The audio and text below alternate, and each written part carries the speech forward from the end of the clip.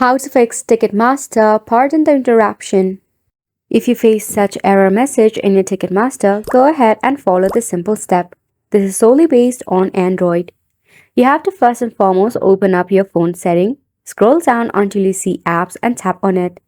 From here, select all apps, tap on the search icon and search for Ticketmaster. Tap on your application, force stop it, head to storage and cache and clear up the cache. While you are in your phone setting, you have to head back. From here, go ahead and search for a system update. Select your system update and make sure that your mobile device is up to date so that it can support the version of Ticketmaster. Next, press and hold on to your application to go to App Info. Force stop it, head to Storage and Cache and clear up the cache once again. This will remove all of the cache and bug issue you may be facing. Now on to the next step. You can open up your Play Store to check for an update for your Ticketmaster. In the search bar, search for Ticketmaster, tap on it. If there is an update, leave it for an update. If not, uninstall the application and reinstall it later.